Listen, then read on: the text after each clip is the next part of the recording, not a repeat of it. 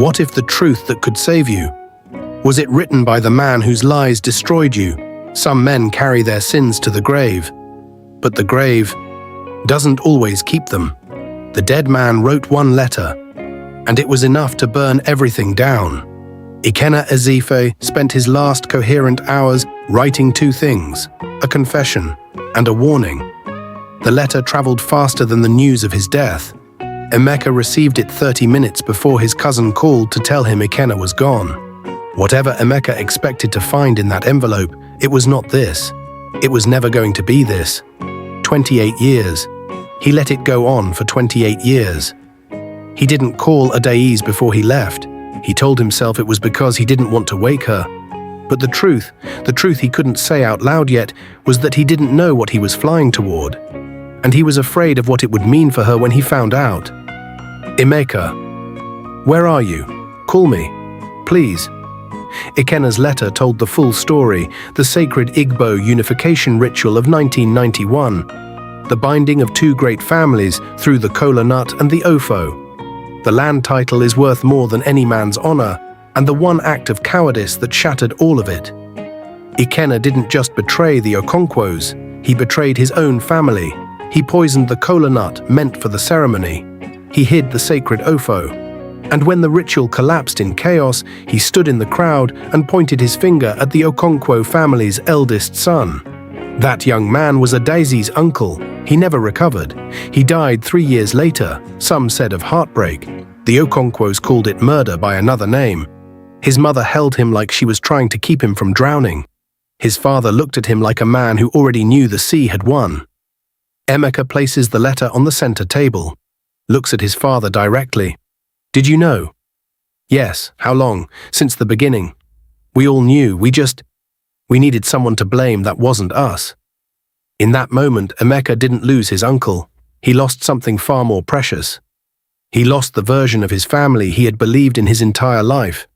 Where is Mama Ezeife, Emeka? Don't, whatever you're thinking, where is she?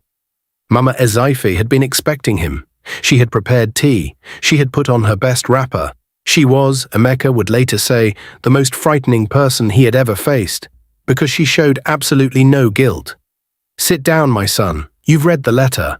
You knew what Ikenna did. You knew it was a lie.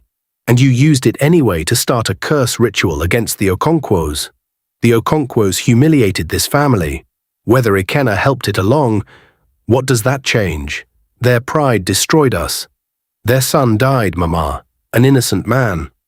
And your grandfather died of shame, so now we are equal. Stop the ritual. Tonight. Or I go to the dibia myself, with this letter, and I let him decide what the ancestors want. The ritual cannot be stopped by me, my son. It was never mine to stop. It belongs to the ancestors now. He left her quarters and did something his entire family would call a betrayal. He called Adaeze. Emeka, where have you been? I've been, Ada. Listen to me. I need you to listen to everything I'm about to say without stopping me. Can you do that? I'm listening. He told her everything. Ikenna's confession, the poisoned kola nut, her uncle, the false blame, the 28-year lie that had kept their families in a war that was never real. My father, does he know any of this? Not yet. Ada, there's a ritual happening, tonight or tomorrow. If it completes, I know what it means. I'm coming to Nigeria. Ada, it's not safe. Emeka. My family's bloodline is under a curse built on a lie. I am coming. She booked the next flight out of Heathrow. She did not call her father. She did not pack carefully. She moved like a woman who finally understood what she was fighting for. What neither Emeka nor Adaeze knew, what no one had told them, was that the ritual had already passed its point of no return. The truth is coming. But truth arrives with blood. Her uncle, dead 25 years, had just told her she was on the right path. Adaeze lands in Nigeria. Her father finds out she's coming. The ritual enters its final stage, and the dibia asks for one thing. Some debts cannot be paid with money, or tears, or even love.